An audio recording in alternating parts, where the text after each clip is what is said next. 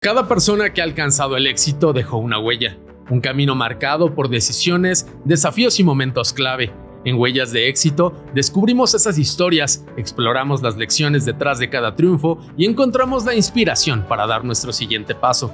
¿Estás listo para dejar tu propia huella? Acompáñanos en este nuevo episodio y descubre cómo hacerlo.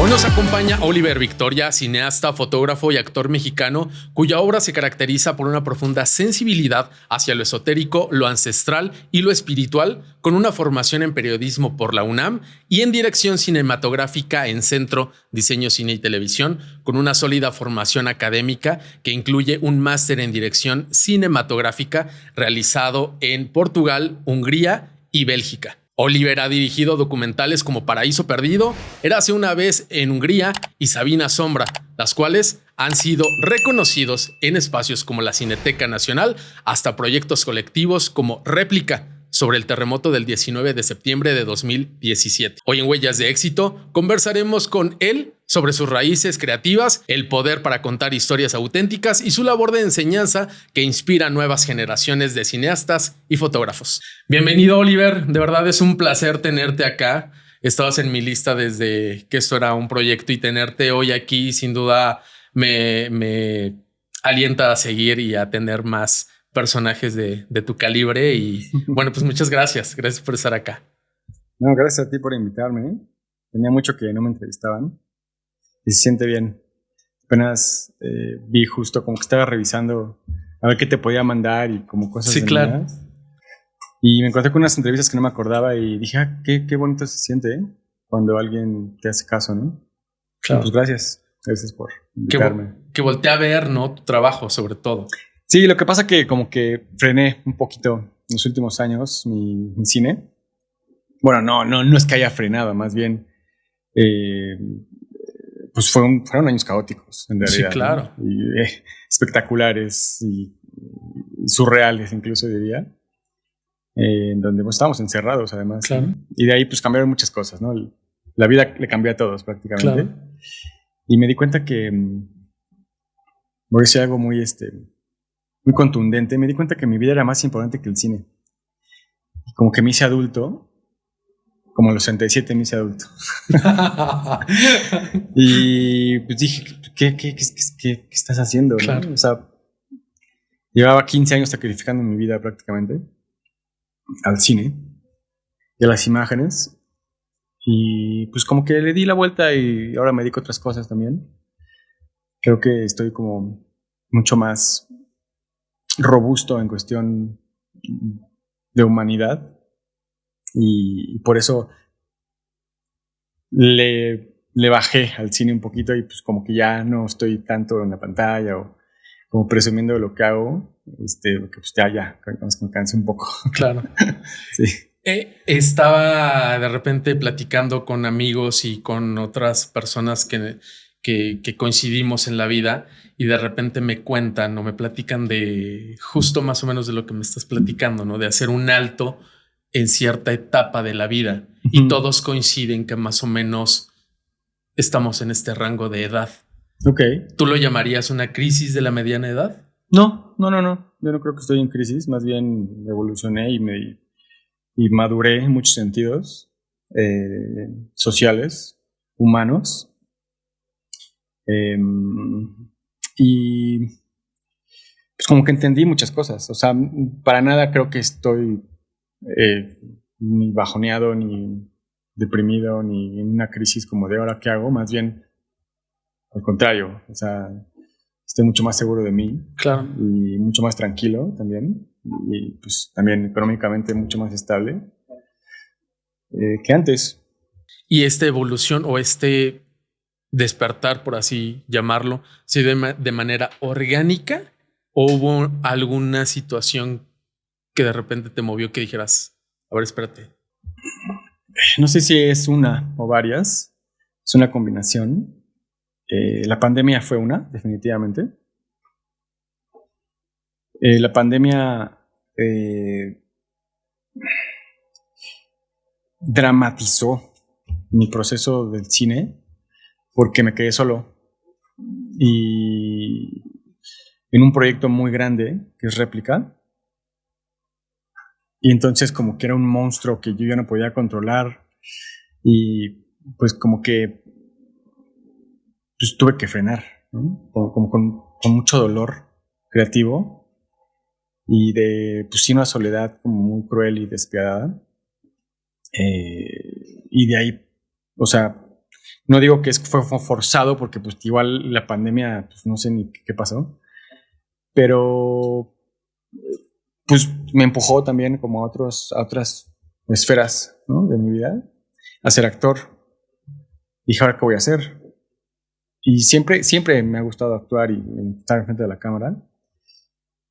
Y pues dije, pues ahora es cuando, ¿no? Vamos a hacerlo pues, ya, o sea, como formalmente. Y de ahí nació mi escuela también, ¿no? Que ahora me dedico mucho a eso.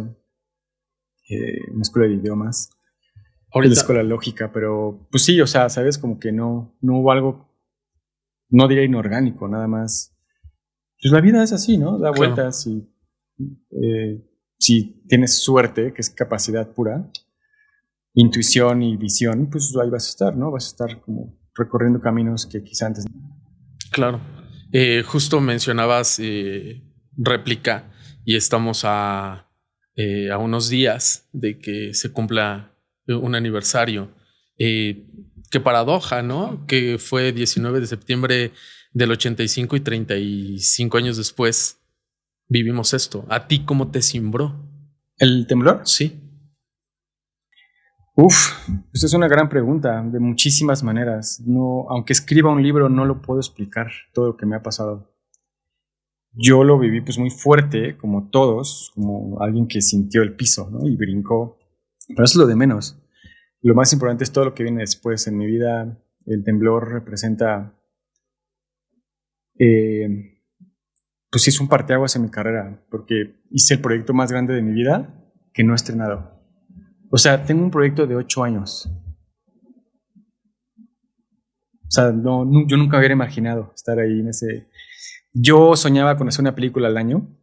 Cuando yo regresé de Europa, dije, voy a hacer una película al año, porque yo tenía esa capacidad creativa y tengo muchos proyectos, tengo muchas películas en el cajón. Y dije, pues yo puedo hacer una película al año. Entonces quería hacer una película al año. Y iba muy bien. Como que regresé a Europa el 2014, en el 15 estrené Hungría, en el 16 no estrené nada, pero porque se estrenó en enero del claro. 17. Y luego pues vino Sabina Sombra, que estaba grabando en el 17 y además pues, por primera vez bajé Ficine y como que estaba creciendo mucho. Y luego Tiembla, ¿sabes? Y dije, no, pues una película al año, ¿no? No está mi meta, ¿no? Lo cual, pues bueno, es muy difícil, obviamente. O sea, no sé. 10 directores en la historia han podido hacer eso tal vez. Será algo muy ambicioso. Pero bueno, a mí no me importa y pues, lo que quiero, imagino, pues, creo que soy capaz de hacerlo. Y si fracaso, pues también está bien, ¿no? Aprendí cosas. Bueno, por decirlo Sí, de claro. una forma. De cualquier forma es delicioso, ¿no? Y pues llega este temblor, empiezo a grabar. Te voy a hacer un resumen porque es muy Sí, largo claro. y pues le pido a. Bueno, me doy cuenta que muchos colegas están grabando. Yo grabo con muchos formatos, saco mi cámara de 6 milímetros, de 8 milímetros, digital, 4K, slow motions. Y empiezo a hacer. Además, tenía un grupo de fotografía, estaba dando clases, tenía un grupo de 25 chavos. Tembló en mera clase y dijimos, vámonos todos. Entonces dije, vámonos todos a grabar. Y al otro día estaba réplica. O sea, al otro día nació réplica. Porque les dije, es que esto es, o sea, es una película. Entonces tenía como batallones. Y mandaba a Cuapa, mandaba a Tlalpa, mandaba al norte, mandaba a Álvaro Obregón, mandaba a Los diferentes Repsamen. frentes. Impresionante. Entonces, en una semana yo tenía un montón de material. Y había otros amigos que yo sabía que estaban grabando. Y luego le hablé a Paula Astorga, que es como una de mis mentoras, maestra en centro y cineteca, y es, o sea, es como una madre para mí en el cine. Dije, Paula, únete, no sé qué. Empecé a invitar a todos. Me dijo, oye, hay un chavo que pues, está haciendo lo mismo que tú y tiene la mano más larga que tú. Y yo, cabrón, ¿quién es? Y me dice, Julio Carlos. Y Él hace muchos comerciales, está muy conectadísimo. Dame su teléfono. El viejo local le digo, oye, ¿qué pedo, güey? ¿Cómo estás? Mucho gusto. ¿Tú qué onda? ¿Qué? A ver, cuéntame, ¿qué? ¿Qué estás haciendo? ¿Qué vas a hacer? Me dijo, no, pues sí, resultó que es súper buen pedo. Y dijimos, vamos a unir fuerzas, pues ¿para qué hacemos la misma chingadera? Si podemos ser más poderosos. I mean. Y entonces empezó a ser grande la réplica. Y resumidamente, pues, somos más de 500 personas. Sí, claro. Con todo y actores muy famosos. Sí, vi Otto Sirgo, Raquel Pankowski, Geraldine Bazán, Mike Viallo, su esposa, Bárbara. Muchos. Sí, Mike Viallo. O sea, hay un montón de gente que no cobró ni un peso porque además pues, el objetivo de esa película es donar todo. ¿Sabes? Era algo muy grande. Y es muy grande todavía. Paréntesis, la estoy coloreando en este momento, los domingos, por sesiones de 5 horas, que luego te cuento cómo lo estoy haciendo. Son procesos muy caros y pues sigo solo, esa es la verdad. Pero pues bueno, whatever, o sea, lo voy a acabar y lo que tenga que pasar. Y así, o sea, digo, o sea, y puedo seguir hablando, ¿no? O sea, por primera vez me deprimí en mi vida, me tuve que aislar un año en una casa de Cuernavaca para poder terminarla. O sea, no hice nada más que editarla. Justo después del terremoto, del temblor. Pues no, justo después, un año después. Ok, 2018 estamos hablando. Sí, pero además me interrumpió la otra peli que es Sabina Sombra. O sea, como que muchos procesos, ¿sabes? Era demasiado controlar. Y nadie le iba a editar esa película. Nadie podía editarla. Eran 172 horas de material. Claro.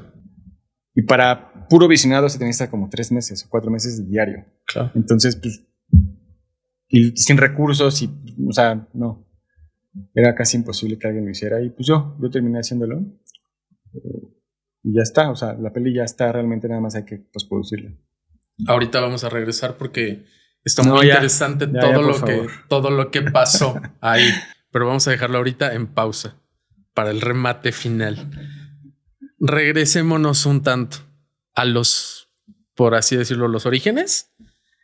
Checando un poco, haciendo un poco el armado de tu rompecabezas. Desde mi visión es, a ver, periodismo y después cine y después actuación. Todo tiene que ver. ¿Tú cuando estudiaste periodismo sabías que era como parte de?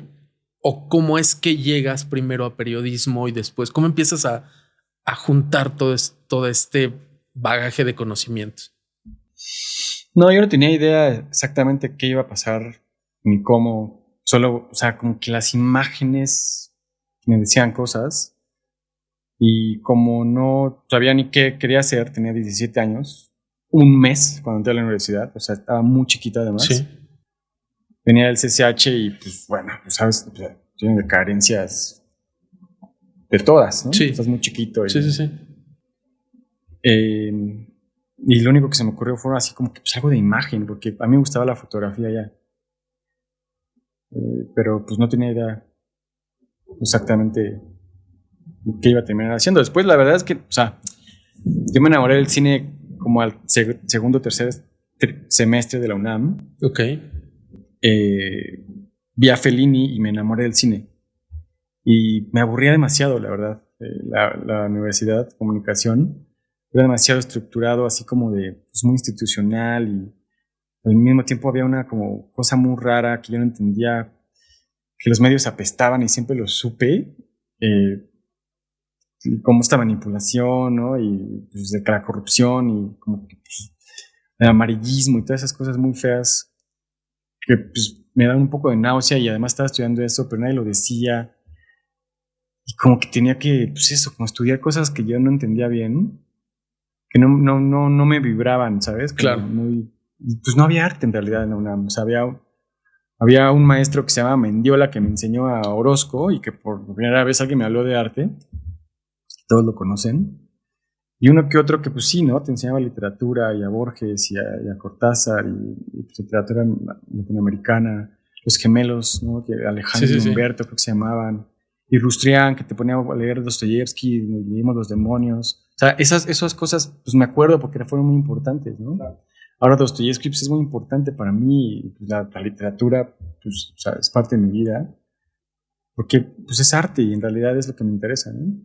Todo lo demás pues me costaba mucho trabajo como entrar, ¿no? O sea, era como un semestre de artículos, ¿no? De artículos de opinión, todo un semestre, era como, ¿por qué necesito 6 meses para escribir algo?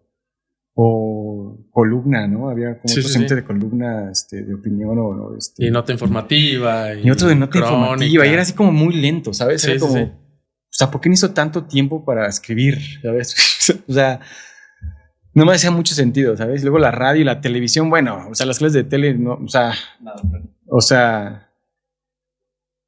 Carentes. Las clases de televisión. O sea, no, pues es que todo, las clases de foto estaban padres. Sí, o sea, sí me gustaban, pero la verdad es que yo había estudiado foto, entonces yo llegaba como pues, a saber lo mismo que ya me habían enseñado de revelar, que es muy importante. En este momento en mi vida, revelar y sacar fotos es muy importante. Justo estoy sacando mi archivo fotográfico y pues tengo miles de fotos y estoy muy... O sea, la fotografía es parte de mi vida, ¿no? O sea, es inherente a mí. Y ahora más que nunca pues le doy el valor que siempre tardas muchos años, ¿no? En concebirla y realmente decía Bresson, después de tus 10,000 fotos haces tu primera buena foto, ¿no? Y pues es muy cierto. ¿Terminaste entonces la carrera como mero requisito? ¿Periodismo?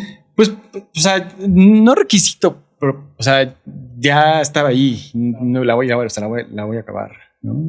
Como que se acabó todo. Y entonces ya venía este despertar o acercamiento allá al cine. Sí, no, yo al tercer semestre ya te digo, y me compraba películas, ahí en la FES había gente que vendía películas en el pasillo y compraba yo 20. Y a la semana me decía, oye, pero otras 20, yo sí, ¿no? Y las ves, sí, todas las veo, yo veía 3 películas al día. O sea, yo salía de la FES, me iba atrás, al Acapulco que le decíamos, me drogaba, me iba a mi casa a ver cine. Sí, claro. O sea, eso era mi vida, era ver cine todo el tiempo. Y en los ejercicios ¿te acuerdas que tenemos un maestro que se llama Zafra? Sí. Zafra, o sea, como que pues hizo mi amigo porque pues, yo estaba ya muy obsesionado del cine y hablaba con él, él había estudiado en el CUEC, que sabía muchas cosas. Y me decía, ¿qué es aquí, güey? Ya, vete de aquí, vete a estudiar al CUEC. Claro. O sea, sí te veo ahí, ¿sabes? Y yo, pues sí, pero ya estoy aquí, ¿no? O sea, la voy a acabar y ya luego voy. Y pues sí, eso pasó. Me tardé 2 años en entrar a la escuela de cine después. Sí, siempre lo comento y creo que puede caber perfecto la pregunta aquí. Estamos muy acostumbrados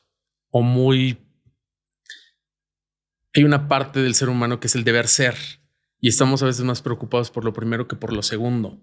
Uh-huh. ¿Te pasaba en ese momento eso? No, realmente no. Yo siempre fui muy rebelde. Siempre fui un chico muy rebelde en cuestión de mi pensamiento y de mi libertad. ¿Qué te ataba entonces a la carrera al decir, pues ya estoy aquí? No, me gusta terminar lo que empiezo. O sea, no me gusta no terminarlo. O sea, llevo 8 años en una película y la voy a terminar. O sea, es imposible que no la termine, a menos que me muera. Pero aún así habrá gente que la termine. Claro.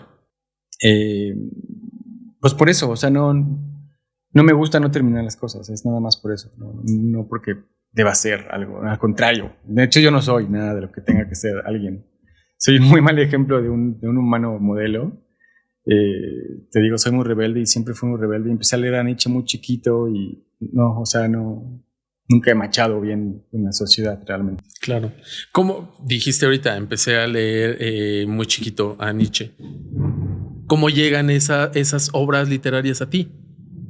¿Cómo las encuentras? ¿Había en tu familia como ese bagaje? No, maestros. O sea, yo creo que si algo me cambió la UNAM es enfrentarme a la literatura, ¿no? Que sí te enfrenta, ¿no? Obviamente. O sea, sí leemos mucho en la UNAM. O al menos tienes que leer, ¿no? O sea, hay unos que no y pues la libran y pasan. Pero a mí me gustaba. Yo leí Quijote a los 15 años. Entonces, o sea, yo ya leía de antes y mi papá tenía como libros que ni siquiera leyó y a veces le hablaba y decía, ¿por qué nunca me dijiste que había alguien que se llamaba Arthur Schopenhauer? Y él se reía mucho, me decía, pues te los dije, hey, güey, ¿no? Que pues bueno, él se fue y se separaron y había libros en mi casa. Y cuando yo leí El arte del buen vivir de Schopenhauer, ¿no? O sea, no sabes no sabes el cambio en vida, que habla del honor, que habla de ser tú, ¿no? Y seguir como lo que eres. Y le hablé por teléfono a mi papá y le dije, neta, o sea, no me dijiste que había un güey que se llamaba Schopenhauer, ¿no? Entonces, pues te digo, o sea, no, desde ahí hasta maestros, ¿no? Y en la investigación, en realidad, pues, alguien que lee realmente, pues un libro te lleva a otro, ¿no? O sea, y vas viendo y más y más y más y van conectados y pues te das cuenta que todo lleva al mismo punto al final. Y no nada más los libros, ¿no? También pues, la música y el cine y la pintura. ¿No? O sea, un pintor te lleva a otro. Y, pues es un mundo infinito porque además todo el tiempo siguen haciendo cosas, ¿no? Y de ahí llegas a Centro. ¿Cómo definirías tu paso por Centro? Centro fue algo muy reconfortante para mí. Es una gran escuela, tengo que decirlo. Estudiaba lo doble o lo triple que la UNAM. Entramos 42, salimos 17, porque pues estás todo el día en la escuela. Entonces el primer año es un filtro grande de que, bueno, pues... A ver si es cierto, ¿no? A ver si es cierto. Llegaba a 7 de la mañana y a veces me iba a las 10 de la noche, ¿no? Pero a mí me encantaba, porque ahora sí estaba donde yo quería y me la pasaba leyendo, me la pasaba viendo cine, había una mediateca ahí con una televisión y... ¿no? Ahí era a donde yo pertenecía. Y eran chavos muy cool, ciertamente, pues sí, con mucho dinero. Yo era como el chico pobre, porque bueno, pues yo no iba a pagar esa escuela, es una escuela muy cara, pero yo desde que hice el primer examen y Jorge Volado, que es el director, o él era el director, me dijo, ¿y tú cómo vas a pagar? Y yo, pues, no tienes que becar. Y si no te beco, pues no estudia, pero tienes que pagar el primer semestre. Y yo, bueno, voy a vender mi carro. Yo tenía un carro que mi papá me había regalado. Y dije, pues lo voy a vender. Y con eso voy a pagar el primer semestre. Y no nada más me tienes que dar una beca. La verdad, ¿no? O sea, me tienes que dar el 80. Claro. Al menos. ¿Cómo describirías a Volado en tu proceso? Volado es el mejor maestro que tengo en mi vida. Es impresionante. O sea, una charla con Volado es un condensado de 1000 libros, ¿no? O sea, está Volado y Mendiola, ¿no? Ok. En mi vida. O sea, son los dos grandes maestros que he tenido en mi vida. Yo con Mendiola todavía hablo y pues charlo y me invita a la FES para presentar mis películas. La última vez que vi una película mía, pues lloró, Sabina Sombra, lloró, me abrazó. Pero pues son enciclopedias, ¿no? Son muy distintos los dos, pero bueno, o sea, Volado representa eso. Volado, o sea, era impresionante una clase de Volado. A pesar de todo lo malo que podría decir él, su personalidad es difícil y pues me atacaba mucho, era como mi enemigo en realidad, pero pues era como una némesis rara, ¿no? O sea, Así es. Como que, bueno, pues me caes muy mal, morro, pero pues sé que tienes algo, sí, ¿no? Sí. Y precisamente ahí tuvieron una parte importante en su historia personal, porque justo llega Aire en un lugar inesperado, que sin duda la primera y galardonada y tal, pero también estuvo, no sé si decirlo así o cuál podría ser el calificativo, señalada por Volado, por así decirlo. Pues la vetó, sí. La vetó, o sea, no, él no concebía que un alumno pudiera hacer una película, un largo. Y yo, pues, lo hice. Y entonces, sí, como que, o sea, como que lo tomó como un acto de rebeldía. ¿Un desafío? Pues tal vez, no, la verdad es que no sé ni qué pensó, porque además lo aprobó. O sea, fue un poco incongruente porque pues para que yo hiciera esa película tienen que aprobarla. Claro. Solamente los mejores estudiantes hacen tesis. Claro. Y los otros les ayudan. Ok.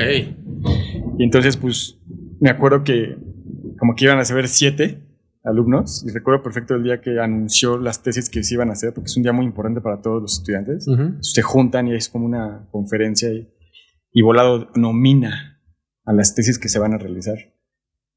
Y nominó 7 y nada más dijo que iba a haber 7 y no me nombró. Y al último dijo, ay, también Oliver.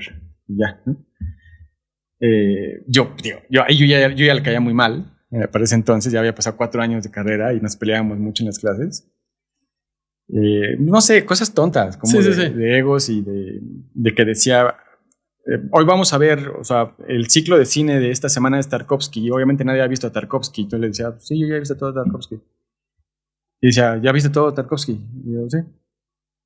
¿Sabes? Cosas así, ¿no? O cosas como, decía como, es que yo tengo la capacidad, es que mi corazón es diferente, decía, porque, bueno, o sea, además de todo es un ego como gigantesco, ¿no? Y decía, pues yo tengo un corazón diferente, que físicamente yo tengo la capacidad de correr lo que yo quiera. Y le reto a quien quiera de aquí, yo lo reto a correr. Y yo siempre he sido muy deportista. Y quien me gane, pues apostamos. Y yo, pues sí, yo te puedo ganar a correr. Pero fácil, güey. O sea, no tengo una duda que tú, ¿no? O sea, chorizón que toma Coca-Cola todos los días, que seguramente estás muy desnutrido, amigo, porque no dormía además. Sí, claro. Pues te voy a ganar a correr, ¿no? Entonces, cosas así, ¿sabes? Como que yo le decía, pues yo compito contigo, ¿cuánto quieres apostar que te gano? Entonces, pero no apostaba, ¿sabes? Porque sabía que sí le gano. Claro. Y así, pues, había muchas cosas en la carrera que sucedieron de ese tipo. Y al final, pues, nos caíamos. Bueno, no me caía mal, la verdad, porque yo lo admiraba mucho, pero pues sí luchaba contra la represión, digamos, ¿no? Nada, al final solamente cuando yo ya grabé toda la peli, ya la había autorizado y todo, y también Paula y también Gardoni, y eran 3, y Ángeles, la subdirectora de la Cineteca en ese momento. O sea, votan, ¿no? Como hay un consenso en los maestros y votan para ver qué tesis se van a hacer. Y bueno, no es por presunción, pero la mía era en primer lugar de las 3, ¿no? Que era un documental, ¿no? Era un tema muy importante, como, bueno, no importante, pero muy como epidérmico, es que se sienten con gente leprosa. ¿Cómo llegaste a elegir el tema? Me llevó mi exnovia, me dijo, te voy a llevar a un lugar que pues, vas a hacer algo. Pues sí, me llevó y me impactó, claro, y pues, esa fue mi primera película. Los últimos leprosos del mundo. De México, pero del mundo. Del mundo, ya no general, existe. Claro. Y dije, wow, esto es una peli. Llegarte ahí, enfrentarte con todo esto, con todo este proceso creativo y después ya el trabajo terminado, enfrentarte, por así decirlo, con Volado y con toda la gente que después vio el producto final. Para ti, ¿qué significa esta película? Pues es mi primer hijo, ¿no? Es la primera experiencia, porque más allá del producto y si es bueno o es mala, hacer cine es una experiencia. Es un viaje y es vivir otra vida en esta misma vida. Claro. Y entonces es mi primera experiencia como tal, ¿no? Es como la primera puerta de la percepción, ¿no? Okay. Citando. Que me llevó a otro mundo, que me llevó a otro lugar en donde yo no pertenezco y que me dio la oportunidad de experimentar algo que yo no soy, ¿sabes? Es algo casi pues como un simulacro muy vivencial que te da pues, infinidad de experiencias te curte formalmente, ¿no? Claro. Obviamente es una película estéticamente y humanamente también. Es que hay muchas esferas, pero eso representa, es mi primera vez. O sea, como la primera vez. Ahora la veo, claro, y digo, wow, cuántas cosas diferentes haría ahora, pero pues, está bien, ¿no? O sea, justo. La grabé, ¿no? Con una cámara que me regaló mi papá, una DSLR, en esos momentos que ya era Full HD y wow, era como, pues nada pro, pero pues, yo iba y grababa, listo, ¿no? Justo como bien dices, ¿no? Las primeras veces a veces dejan un buen sabor, a veces un sabor agridulce o un mal sabor. ¿Tú lo considerarías como? No, increíble. Yo salía llorando de ese lugar. Yo iba manejando a mi casa con un carro prestado de mi exnovia y regresaba llorando. ¿Cuántos meses o cuánto tiempo fue el proceso que tuviste que estar yendo al lugar? Como unos 8 meses, más o menos.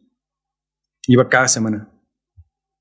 Y cada día, cada vez que iba, yo traía una escena. Yo sabía que tenía una escena más. Y cuando me di cuenta, pues ya casi la peli ya estaba armada. Nada más era como pues claro, editarla y juntarla y todo, pero la historia ya estaba, porque yo hacía escenas cada vez que iba. Y decía, ok, yo voy a hacer la escena de los animales, hoy voy a hacer la escena del hospital, voy a hacer la escena... Como muy intuitivamente. Exacto, pero ¿la hacías o la encontrabas? O sea, lo que tú ya traías. No, las dos. O sea, todo pasa porque tú lo buscas. En la vida en general. Claro. Si no lo buscas, no va a pasar. Y así era. O sea, iba y me imaginaba algo. O ya sabía que había un tema ahí en el aire, o había varios. Entonces, como que escogía. Y de pronto, pues sí, hay una cosa que nosotros los cineastas llamamos el dios del cine. Y sobre todo en el documental, cuando estás ahí, enfrente de los fenómenos, suceden cosas. Y ese es el dios del cine. Y entonces, pues tú confías en el dios del cine. Es un concepto que lo hizo Kosakovsky, Víctor Kosakovsky, un ruso muy famoso también, documentalista que tiene películas demasiado hermosas. Y yo lo leí también y pues dije, claro que hay un dios del cine. Yo lo he sentido, yo lo he visto. Y me doy cuenta y cuando sucede enfrente de mí digo, ahí está el mensaje, ¿no? Y entonces vas. Y a veces no tienes que hacer nada, a veces tienes que quedarte callado, a veces tienes que alcanzarlo, a veces tienes que repetirlo, a veces tienes que pausar, a veces tienes que hacer muchas cosas para captar ese mensaje que te está dando ese dios del cine, ¿no? ¿Y qué te dio ese dios del cine después de terminar y ya presentar y ya concluir esta tesis? ¿Qué te dio después aire en un lugar inesperado? ¿A dónde te catapultó? ¿Qué pasó después? O sea, yo creo que esa película también fue o sea, fue mi boleto para Europa. Yo apliqué a esta beca, porque también era otra beca, de primera generación de Doc Nomads. Era un máster como único, nuevo. Yo quería estudiar una maestría. Después de acabar centro, dije, ¿ahora qué voy a hacer? Tenía un empleo ahí en una escuela judía como art advisor, raro, en la parte de la biblioteca. Entonces que como que los chicos problemas y los talentos iban conmigo. Y ahí trabajaba, porque mi maestro, un filósofo que admiraba mucho, me invitó. Y yo dije, no, pues quiero estudiar una maestría ahora. Me metí a internet, busqué. No hay másters en cine, hay muy poquitos en el mundo. En ese momento había uno en Checoslovaquia o en República Checa. Y había esta primera edición que estaba así como en pop-up, new, en Erasmus Mundus. Lo vi y dije, esto es un sueño. Era algo que costaba 1,000,000 y tantos de pesos. El tuition fee era caro, pues vivir en los países era caro. Claro. Irte de México, sabes, pues solo los ricos, ¿no? Y además te becaban. Y dije, esto es un sueño. Si yo me gano la lotería, me lo gastaría en esto. O sea, ir a Europa a una maestría con 20 o no sé cuántos alumnos de toda el parte del mundo. Apliqué y me lo dieron. El dios hizo su chamba, por así decirlo. Bueno, es que el dios del cine está cuando estás grabando, ¿no? Pero digamos, o sea, ese es el dios del cine, cuando estás ahí con la cámara y te das lo que tú no esperas, o sea, el pájaro, ¿no? La nube que llueve allá, pero no aquí, todas esas son partes del dios del cine que te digo. Ese es un acto fílmico. ¿Y en esta parte quién crees que influyó? Nada, ¿O te lo atribuyes más a...? Nada, son muchas cosas. A tu esfuerzo. Es muy complejo, ¿no? La energía interior conectada con el exterior. Decía Dalí, ¿no? La cosmogonía, ¿no? Decía Jacobo Saludowski cuando lo regañé, dice, ¿usted qué es lo mejor que hace? Escultura, la pintura, y entonces para y dice, ¡la cosmogonía! ¿No? Pues lo mismo un poco, ¿no? O sea, no hay muchas cosas, la vida es muy compleja y está llena de aristas que no vemos y hacen que sucedan las cosas. Y ahí sucede la siguiente obra. Las dos siguientes obras, la húngara y la portuguesa. Sí. Pero primero fue Eras una vez en Hungría. Sí. Ahí, ¿cómo llegas con esta familia o cómo llegas a encontrar esta historia? Tenía que ser yo una pieza de One Man, One Day o One Man's Day. Y fui a la universidad porque estaban en huelga en Budapest. Y había un señor muy especial vestido de blanco, como recogiendo cosas. Y yo, güey, ¿qué pedo? Fui, hablé con él, no hablaba inglés y era tan especial él y su energía justo que, o sea, me empezó a a traducir un alumno de lo que me estaba diciendo y yo, ¿vienes a dar luz? Me dijo, pues vengo a dar luz a los estudiantes. Y yo, ok, a ver, cuéntame más.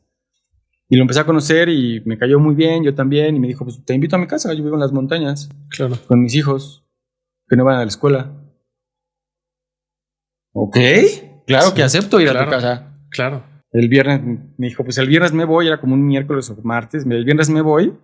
Si quieres te presento a mi esposa, la traigo y ya quedamos. Y yo sí, la trajo. Su esposa sí hablaba inglés. Match, me invitaron y fui a campear al lado de su casa mongola que vivían en la montaña.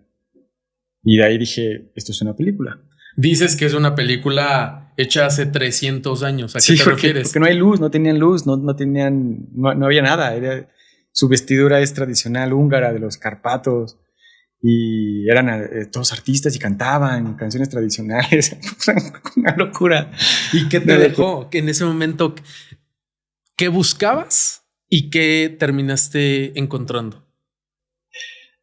Pues es que vivían una experiencia otra vez, ¿no? O sea, cuando me invitan a verlos o a vivir con ellos, pues hacían pan con las manos, jugaban con los grillos, algo muy alejado a mí, ¿no? Y era algo como con valores que pues, a veces se han olvidado. Y yo pues, soy a veces muy romántico, natural. Me encanta, ¿no? Sé que el significado está ahí, o sea, sé que la vida real está ahí, no aquí. Claro. En las cosas simples. Claro. En las cosas simples y en las cosas pues, también naturales, ¿no? Estamos muy alejados de la naturaleza. Eso como que es un enunciado así como muy dicho y pues sí como ya está aburrido y banal. Cliché. Pero es muy importante. O sea, sí, o sea, no vivimos en la naturaleza. Y es una tragedia. Es una tragedia completa, ¿no? De la modernidad. Que no sepan meterse a un río, o que no, ni siquiera les gusta un río, ¿no? Ya, o la montaña.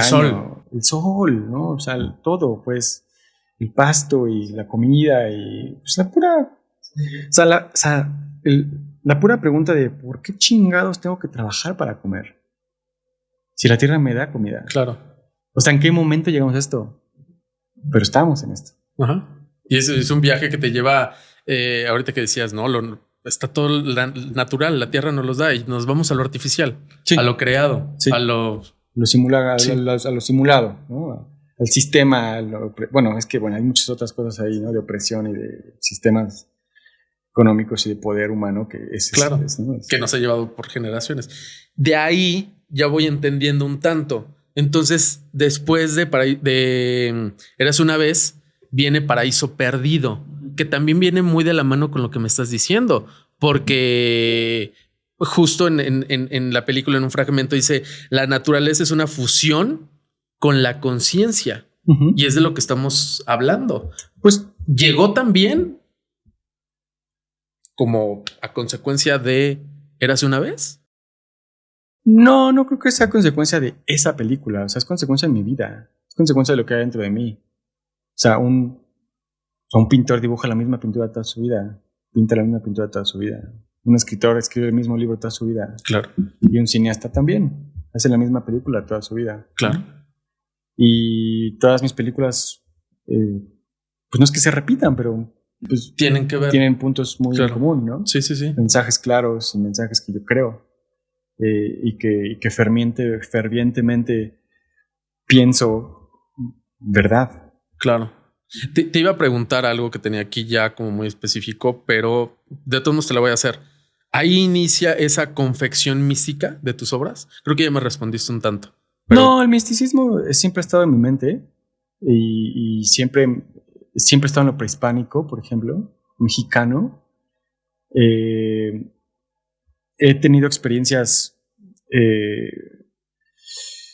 con, puedes llamarla medicina o con drogas. Todo esto antes de Sabina. Sí, mi primera experiencia, o sea, yo en la FES, yo iba a raves. Sí. O sea, sí. Y tenía experiencias del más allá. Sí. ¿Sabes? Y a los 20 años tuve una experiencia estelar, planetaria, con un LSD que me comí y cambió mi vida otra vez ahí. O sea, terminé terminé la FES, un poquito antes de terminar la FES tuve esa experiencia. Y ahí fue cuando también decidí como que voy a estudiar cine, yo voy a estudiar cine. Claro. Porque me di cuenta que lo que tú pensabas era real y era la única realidad. Y que lo podías hacer, simplemente tienes que como pagar un cover. O sea, como que Claro. todo eso lo vi. Claro. Y eso místico siempre ha estado adentro. O sea, está dentro de ti, está dentro de nosotros, ¿no? Nada más hay que como tener la sensibilidad, la sensibilidad, para que se aperture. Estamos hablando, me dices LSD, estamos hablando de químicos. ¿Tuviste medicinas naturales? No sé, ayahuasca, sapo. No, un poco después, hasta la fecha, ¿no? Pero en ese momento era un poco difícil. O sea, sí honguitos, pero más como pues, en divertimento. Sí, porque también recreativos. De pronto es una puerta, ¿no? Sí, claro. Pero no estabas en ese momento viendo esta parte medicina, ¿no? Lo hacías de manera recreativa. No, para nada. Yo me quería divertir. Estaba chiquillo. Ya después, pues claro, también va cambiando el objetivo y te das cuenta que es un camino también de conocimiento. Pero además el LSD sí lo divina, o sea, es una síntesis de los hongos. Entonces, claro. Pues es la misma sustancia en realidad, es sintético, pero porque se sintetiza, no porque no sea real o natural, porque más bien lo toman de los hongos. Claro. Y en este camino y justo llegando a los hongos, llega también Sabina Sombra, ¿no? Y entonces ahí que encuentras. Porque ya veníamos, como bien lo acabas de decir, ya veníamos ya venías más bien de una experiencia o de experiencias. De repente volteaste y dijiste, aquí también hay un área de oportunidad. Pues sí, este también fue un poco una cosa de que, a ver, también te tengo que decir que mis películas me encuentran. O sea, yo no voy en busca de una película. O sea, como que de pronto, en algún momento, en la calle o en una conversación o en una peda o lo que sea, llega la película a mí. Ya a mí me absorbe y me posee. Y ya no puedo escapar, ya no puedo salir. Y lo único que tengo que hacer es eliminarla. De aquí a los 3 años mínimo, que me voy a tardar. Y se convierte en una obsesión, ¿no? Dices que Sabina Sombra es la película más bella, tu película más bella. Sí, hasta el día de hoy creo que sí. Creo que es la más bella porque tenía más dinero. Y tenía un crew completo, ¿no? Con un fotógrafo, con un asistente, con el fotógrafo y luego de dirección y 2 productores y sonidista y asistente de sonido, o sea, todo, ¿no? Claro. Y recursos para pagarle a quien sea que necesitáramos. Y si yo quería una escenografía, pues comprábamos la escenografía y montábamos algo ahí. Si yo quería una gallina, compraban la gallina, ¿sabes? O sea, pues por eso, porque tenía yo el espacio, estuvimos 40 días grabando en Huautla de Jiménez. Una experiencia impresionante, yo viajando, imagínate, además yo dirigía y viajaba en hongos. Entonces, bueno, o sea, otra vida. Claro. Ahí tuve otra vida. Dices que es la película más personal que tienes por esta circunstancia que estás diciendo. Sí, claro, por supuesto. O sea, la película al final se trata un poco de mí, de mis viajes, ¿no?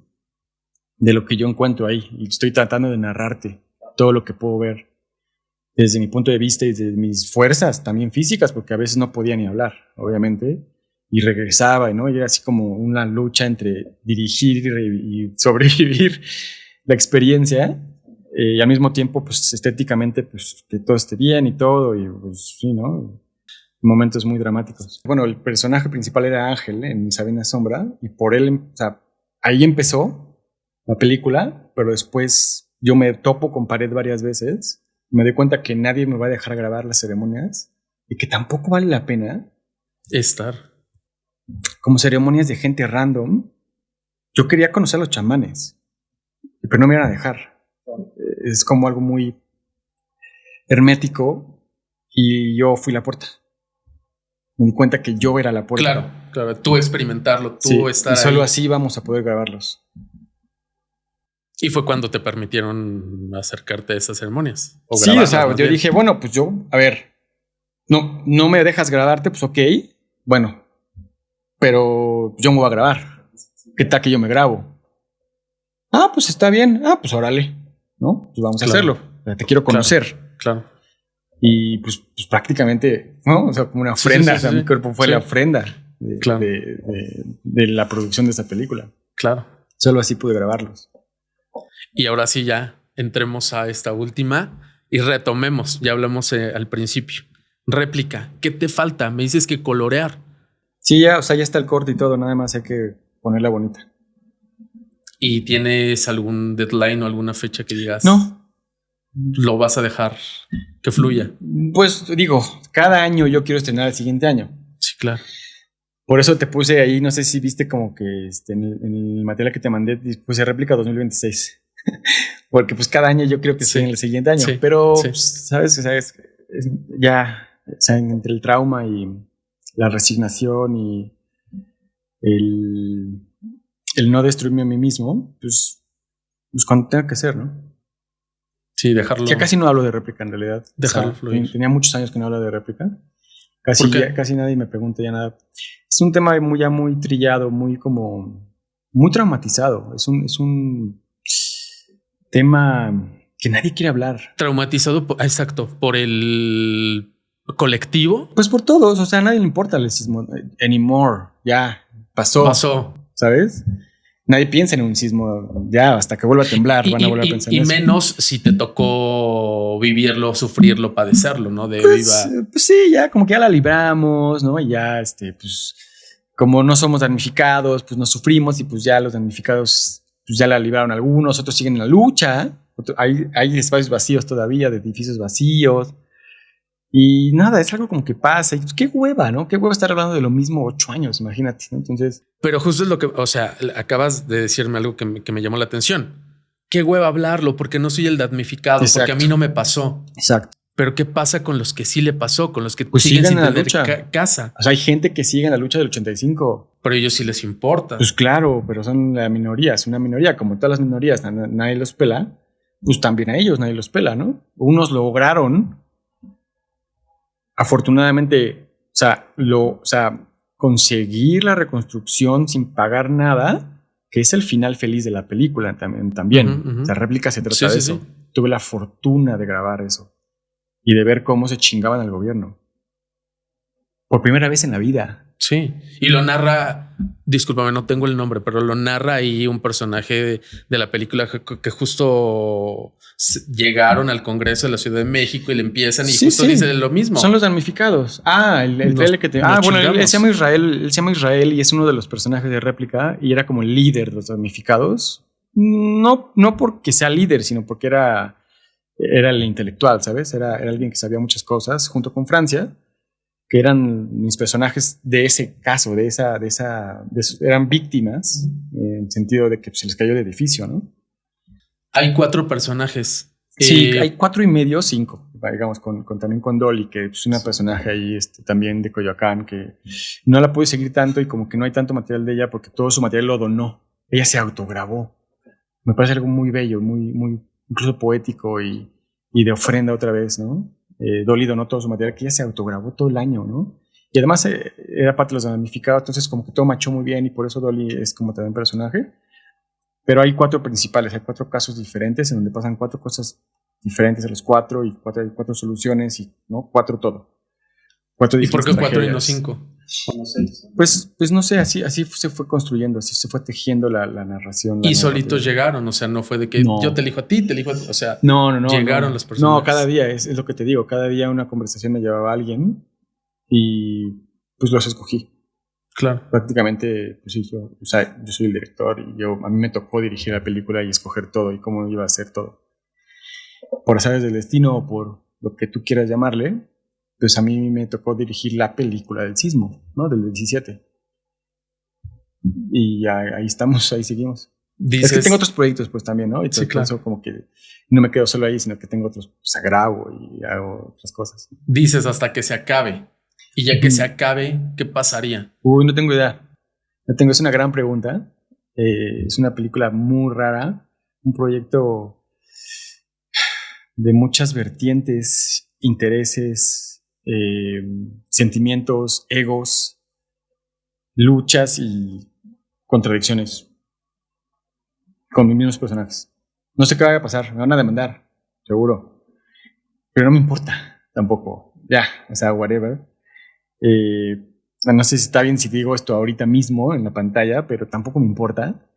Unos ya como que no me hablan, otros sí. Pues hay mucho crew que ya está así como que pues, tampoco, ¿no? Entonces, es algo como que todos tenemos el mismo viaje, o sea, como es como un círculo traumático y cada uno tiene un lugar distinto y yo estoy como en el centro, ¿no? Y, ya lo sufrí, ya todo. Entonces ya ahorita es como, pues lo que tenga que pasar pase y claro, listo, ¿no? Ya fue como tu catarsis, ¿no? Durante estos años después del sismo, la pandemia y tal, ya se fue drenando, por así decirlo. Sí, pues ya, o sea, ahora pues ya, no es que no me importe, porque me importa mucho, pero la experiencia ya la viví y ya aprendí y ya muté. Entonces, pues la vamos a ver, pues claro que la vamos a ver. No sé en qué festival, no sé si en Amazon, si en Netflix, no lo sé. Pero surgirá. Sí. Hay otra parte que bien mencionabas hace rato, eres deportista y de repente viene la pandemia y había el reto con el maestro de a ver quién me gana, quién no sé qué, bla, bla. Y a mí me acercó también un poco a tu material, esta parte donde empiezas a narrar esta carrera, este maratón en Reykjavik. Y de repente yo leía y te leía y pasaba la siguiente foto y seguía leyendo y pasaba el siguiente post y seguía leyendo y era de me está contando todo el viaje interno, no los 42 kilómetros, 195 metros. Me está contando su viaje de una manera muy, muy poética. Primero, ¿qué te movió documentarlo? ¿Y por qué no bajarlo a otra plataforma, a una película, un texto? Tal vez no. ¿Por qué elegiste redes sociales para plasmarlo? No sé, pues nada más quería compartir que era un maratón. Yo estaba en éxtasis, estaba en una catarsis completa, porque eso es correr un maratón, es algo muy fuerte internamente, sí. Mentalmente, pues suceden muchas cosas. Y quería compartirlo con mis amigos, mi familia, que, o sea, como que siempre me estaba ahí, ¿no? Como que sí, pues, yo estaba muy nervioso, era mi primer maratón en Reykjavik, había entrenado un año completo, no falté un kilómetro, un minuto de todo el entrenamiento. Y lo logré, le pegué al muro, que es algo muy famoso en los maratones, fue horrible, viví un infierno por los últimos 10 kilómetros. Y cuando llegué, pues llegué así como que ya así desahuciado y llegué y mi novia estaba así con sus brazos en la meta y no podía como expresarme y como los 20 minutos de que ya reviví, pues empecé a llorar, ¿no? Y así como que, puta, o sea, fue algo muy grande. Y solo quería narrarlo, quería compartirlo, sobre todo con mi familia, que es, ¿no? Que, o sea, siempre están conmigo. Claro. Y están curiosos, que verdaderamente me aman y les importa lo que me pasa. Y nada más. Y ya después hice un corto aquí en México. Del maratón. Pero de la Ciudad de México. La Ciudad de México. Pero que representa lo mismo. De manera personal fue Reykjavik primero, después Chicago. Sí, mis maratones han sido esos dos nada más. Bueno, una parte de la Ciudad de México también, o sea, digamos como 3, pero sí, yo corro 2 maratones nada más. A mí me llamó mucho la atención y para cuando esto salga el fin de semana acaba de ocurrir el maratón de la Ciudad de México. Y a mí me llamó mucho la atención porque justo no había visto este tráiler de este material y me llamó la atención el monstruo de las 30,000 cabezas, ¿no? Y cuando empiezas a narrar 30,000 cabezas y es un monstruo que mide 42 kilómetros y 195 metros, pero todos convergen, pero todos somos uno y no sé qué. Y vuelvo a lo mismo. A mí me remitía a Paraíso Perdido. Todos somos uno, todos estamos conectados. Todo, claro, y todo tiene que ver. Y ahorita me lo has ido diciendo a lo largo de la charla. Todo tu material tiene que ver porque al final de cuentas es tu historia, es tu trayecto, es tu camino. Es lo que al final de cuentas plasmas, ¿no? Sí, se llama cine de autor. Y bueno, después de este maratón, de este material del monstruo de las 30,000 cabezas y dices que tienes más proyectos, ¿hablas de proyectos cinematográficos? Sí, claro. Sí. ¿Que están en el tintero? ¿Están...? Sí, están escribiéndose, otros ya produciéndose. Una película que no puedo hablar de ella, fíjate. Me prohibieron. pero es una película que la vas a ver sobre el teatro. ¿Pero ya más comercial? Pues sí, bueno, siempre intentamos que la vean la gente más. Pero esta película puede ser muy comercial, sí. O sea, es importante. Ok, tengo algunas preguntas que hacerte. Tu obra muchas veces explora lo esotérico, lo ancestral. ¿Cómo surge ese interés? ¿Qué buscas transmitir cuando abordas esos temas? La verdad, Solamente plasmarlos. sí. Y que bueno, si te cambian, qué bueno, si no, también. Al final también es una necesidad pues inherente a cualquier artista, ¿no? ¿Hay algún ritual, alguna práctica que te ayude a conectar con esa parte de tu creatividad más profunda? Pues yo creo que mi ritual es mi propia vida, mi propia existencia, mi cotidianidad. Comer fruta todos los días en la mañana con yogur griego y granola me parece algo muy importante. Sin eso no podría hacer muchas cosas. Okay. Pero también correr, ¿no? Y también pues ver la cantidad de cine que veo y leer los libros que leo y relacionarme con las personas que me relaciono y amar a quien amo. Y también quedarme callado cuando me tengo que quedar callado o claro, evadir lo que tengo que evadir, curar lo que tengo que curar. ¿Cómo lo curas? Pues depende que sea, ¿no? Pero mucha de la medicina está en el amor y en la compasión hacia el mundo, ¿no? Y hacia ti mismo, ¿no? O sea, un cuidado de sí mismo, me parecía que es hoy Adorno. El cuidado de sí mismo pues es parte fundamental de tu experiencia como vida, con mucha humildad también, como decir, ok, ¿no? O sea, solo vengo aquí a tener una experiencia y aprender lo más que pueda y respetar y amar y cuidar a las personas que te tocaron como equipo de vida, que en este caso es mi familia, mi esposa ahora, mi hija y pues las gentes que me aman, ¿no? La gente que me ama. Claro. Es como quizá lo más importante también, ¿no? Saber amarlas y cuidarlas, comunicar. Claro.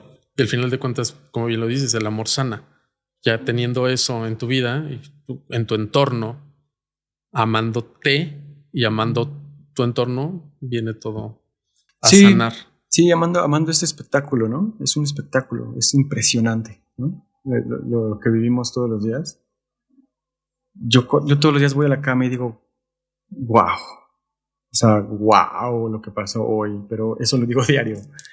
Hace rato mencionabas a Salvador Dalí y tengo siempre muy presente la frase, ¿no?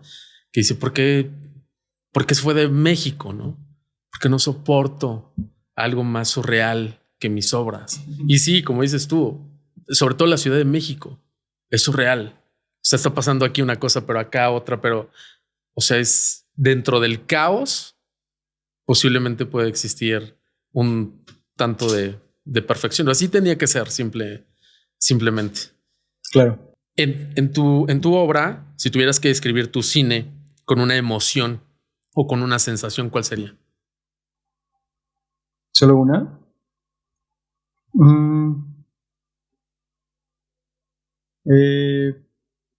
Yo creo que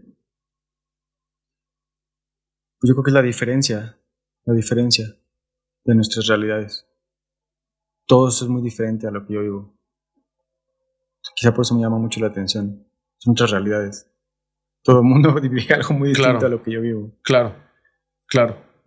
Está muy alejado, ¿no? Claro, incluso hasta el mensaje que tú quieras transmitir, tú estás a lo mejor transmitiendo un mensaje y yo lo capto de diferente manera y quien lo esté viendo lo está captando completamente diferente. Sí, digo, puedo decir muchas palabras, ¿no? Que definen mi cine. Es muy espiritual, es muy filosófico y visualmente poético, pero más allá de la forma, son de personas que están muy alejadas, muy aisladas o con realidades muy diferentes. Claro.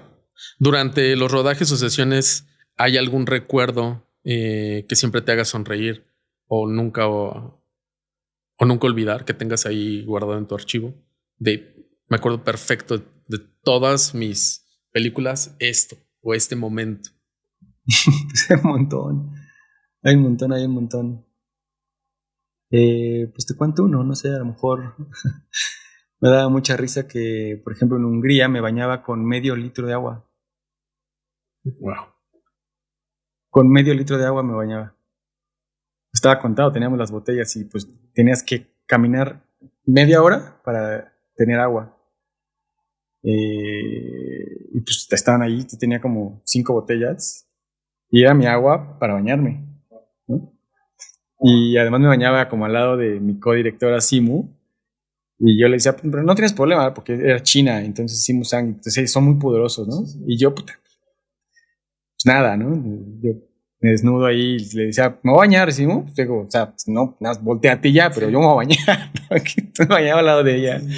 Y era así como, sí, sí, sí, ¿no? O sea, pues eso, te lo dice que está chistoso. Wow, imagínate bañarte con medio litro de agua y cuando aquí en otras realidades litros y litros y a veces no tenemos esa conciencia. Sí, sí te digo, o sea, ¿no? Como... ¿Qué consejo le darías a quien quiere contar historias pero tiene miedo a mostrar pues su lado más íntimo? Pues es que no hay nada que temer, no pasa nada. De todos modos, es muy poco probable que la historia trasciende internacionalmente porque el sistema te va a oprimir.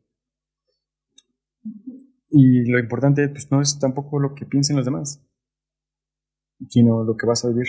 Claro. El proceso creativo. El proceso. Amar la trama y no el desenlace. Sería nuestro amigo Jorge Drexler. Ok. ¿Qué te gustaría que las personas sintieran después de ver alguna de tus obras? O tu obra en general. Pues lo que me han dicho a veces, ¿no? Agradecen ver otras realidades y escuchar esos mensajes que a veces se nos olvida.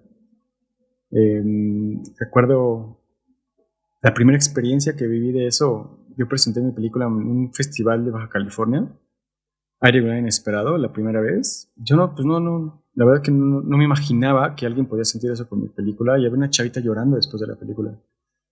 Me decía, es que me acabas de enseñar algo que no tenía idea y que me hace valorar más mi vida. Claro. Y yo, wow, ¿no? Qué importante es esto, ¿no? Y mencionabas, ¿no? También Mendiola o Zafra, que cuando presentaste Mendiola. Sabina Sombra terminó llorando. Sí, se levantó y lloró. Me dijo, esto es un milagro, esto es lo más real que he visto y pues, felicidades, ¿no? Porque además he visto tu evolución. Claro. Si mañana pudieras empezar un proyecto completamente libre, sin presupuesto ni límites, o sea, sin presupuesto, límite de presupuesto, ni nada, ninguna limitante, ¿cuál sería? ¿Qué pues harías? Mira, necesito como 70 millones de pesos para mi próxima película que se llama Los Mundos. Es una película prehispánica. No de guerra, de seres humanos, sí. aztecas, normales, un sitio del humor y con problemas cotidianos y juegos y risas y bromas y una masturbación de una chica que se masturba ahí, ¿sabes? Como normal, de seres humanos. Claro. Que no existe. Claro. Por cierto, a ver si no me la boicotean. Esto como esa cantidad. Entonces a lo mejor haría esa, pero tengo otra más cara que se llama La Serie Roja, que me va a tomar como 10 años. Que es de todos los asesinatos, desde Moctezuma hasta Ayotzinapa. Ok. Se llama La Serie Roja. Que está basada en el libro rojo. Son 5 tomos que existen desde Paino, que lo escribió en 1860 y tantos. Luego lo continuaron y hubo un gran trabajo editorial y de investigación impresionante, hermoso. Y tengo los 5 libros y me obsesioné y dije, wow, esto es una cosa impresionante, narrar. Y pues ya la registré todo, entonces pues, necesito, bueno, hay muchísimo más, porque es una serie. Claro. Cada temporada son como 10 o 12 asesinatos. Desde el automóvil gris, Okianchis, Burroughs con su esposa, ¿sabes? Que la mata con la pistola. O sea, todos esos asesinatos que ocurrieron en México. Sí. Ahí van a estar. Y para terminar, ¿qué es para ti el éxito? El éxito. El éxito. Pues el éxito es hacer lo que tú quieras. Es una persona exitosa, es quien hace quien quiere lo que quiera. ¿Qué es para ti el fracaso? Hacer lo que justo no quieres y además lo tienes que hacer porque te obligan a hacerlo y no te das cuenta que puedes tú ser libre, es decir, perder tu libertad. Creo que el fracaso es perder tu libertad. ¿Cuál sería el consejo? ¿Cuál sería justo el mensaje que quisieras transmitir para romper ese patrón de vida que tenemos no asignados, pero que nos obliga la vida misma a llevar por el mismo sistema? Es algo complicado porque en realidad estamos nadando a contracorriente todo el tiempo. Estamos demasiado bombardeados por la contaminación sistemática, casi planeada, pues para zombizarte, ¿no? Y no es tan fácil, pues. O sea, un consejo no basta. En realidad se necesitan lecturas, se necesita una fortaleza, pues, de lucha constante y de autodesarrollo que tiene que ver mucho con aprender, pero no puedes aprender si estás ciego y al final, o sea, lo único que te puedo decir, bueno, a ti, a cualquiera y a mí mismo también es como, pues ojalá y nuestra conciencia se abra, ¿no? Porque la conciencia es lo único que puede decirte la verdad de lo que está sucediendo enfrente de ti, claro, alrededor. Pero hay que pagar el cover, ¿no? Hay que pagarlo con, pues sí, una palabra que me encanta, que es el sacrificio. ¿Tú lo has pagado? Hasta donde he podido, ¿no? Todo el tiempo lo intento, todos los días de mi vida. Trabajo mucho y no voy a dejar de hacerlo. Me encanta. Y para mí es eso, es un momento en donde tienes que sacrificar muchas cosas para lograr lo que quieres. Y sin ese sacrificio, pues no existe nada, ¿no? Justo decías hace rato, ¿no? Y lo estás diciendo ahorita, sacrificio, pagar el precio. Y hace rato decías, pero no nos damos cuenta que la misma tierra nos da de comer. Uh-huh. Y también creo que eso hay que darnos cuenta, ¿no? Que no necesariamente hay que sacrificarnos o creer que por el sacrificio vale más lo que he alcanzado. No sé cómo tú lo veas. Bueno, es una cuestión de conceptos. En realidad, el sacrificio puede ser representado de varias formas. No quiere decir que si trabajas mucho para un banco, estás sacrificando. No, para nada, ¿no? Al contrario, creo que no te están dejando sacrificarte por tu propio objetivo. Claro. Que tienes que estar como pues, obedeciendo, ¿no? Claro. Creo que eso es una tragedia. Claro. Y quiero hablar también para ya terminar, de algo que pueda sonar lógico, algo que pueda sonar una pregunta lógica o lógico, pero que también es un proyecto parte de tu vida. Háblame de lógico. Ah, de mi escuela. Sí. Wow, pues es que es un viaje también porque todo comenzó. Yo siempre di clases. Yo me volví teacher a los 19 años, que es otra cosa que estudié. Y pues daba clases a personas que sabían que yo podía enseñar, porque además es un método milagroso con el cual yo aprendí, que lo inventó mi maestra. Pero bueno, se murió en pandemia y la escuela desapareció y yo pues aplicaba ese método. Pero de pronto, pues, o sea, tuve 5 y luego 10 y luego 20 y luego 30 y ya no podía. Y dije, ¿qué voy a hacer? Y pues, ¿no? O sea, inauguré una escuela y ahora pues hay español lógico y luego francés lógico y holandés y ruso lógico y alemán lógico, que es lo que está en construcción en este momento. Wow. Pensé que iban a hacer inglés. No, pues se está expandiendo a otros idiomas. Qué chido, está muy interesante. Muy interesante, muy, muy loco. Me encanta enseñar, no nada más, o sea, idiomas, también, bueno, el cine y la fotografía, siempre estoy como enseñando, o sea, a gente que sabe que pues, le puedo enseñar algo. De pronto tengo cursos, y de pronto estoy en una universidad, o alguna vez pues, como que inauguro cursos, o de Conaculta, lo que sea. Pero los idiomas, pues descubrí que pues, es mi retiro. O sea, me puedo retirar. Sí. Y creo que sería algo muy importante y algo muy reconfortante lograrlo. O sea, a lo mejor en 5 años puedo vivir en escuela y entonces es lo que estoy tratando de hacer. Que me dejen hacer sin nada más. ¿Algo más que quieras agregar? No, nada. Todo bien, que les vaya bien en la vida, a ti también en este proyecto, que lo vea mucha gente, aunque bueno, también sé que es complicado, también lucho contra las redes y el algoritmo, sobre todo con mi escuela. Pero pues nada, ¿no? Picar piedra. Si tuvieras a Oliver de 8 o 10 años enfrente de ti, ¿qué le dirías?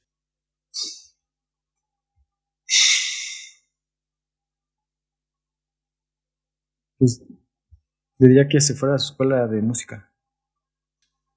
De plano, que es mi mayor frustración. Órale, niño, vete a tu escuela de música. Sí, ¿Qué tengo mi piano y mi guitarra, pero esa es como... esa como que me frustra demasiado que no hago música, ¿sabes? Y siempre he querido hacerlo. Entonces lo único que le diría a ese morrillo es como, güey, deja chaquetearte y ve a tu escuela, ¿no? Ve a tu escuela a estudiar piano y guitarra y armonía. Pero siempre hay tiempo, ¿no? Claro, no, por supuesto. O sea, yo ahí tengo mi piano, tengo mi guitarra y todo, y a veces lo llevo a cabo, pero no soy un profesional. Entonces, pues quizá sería profesional ahora. Bueno, no sé, porque a lo mejor ya ni sería cineasta, ¿no? Pero todo está bien, nada más. Le diría eso, ¿no? O sea, este músico, que pues, hay muy pocas cosas realmente de chiquito que puedan valer la pena. Yo vivía para los deportes. El americano es parte fundamental de mi vida. También el fútbol. Y como que me dedicaba a eso, entonces pues a lo mejor le diría, pues juega una hora menos, toca el piano, ¿no? Ve qué tecla te queda con la otra y empieza a acordes, ¿no? Y todo. Ve que funciona para que te armonices. Gracias a todos. Va a haber segunda parte. Sí, cuando quieras. A lo mejor en 5 años ya tengo algo más, un poco más de escenas coloridas de réplica. Y platicamos más de réplica. Te digo qué está pasando. Órale, pues. A lo mejor los otros proyectos, no sé, lo de la vida. Sí.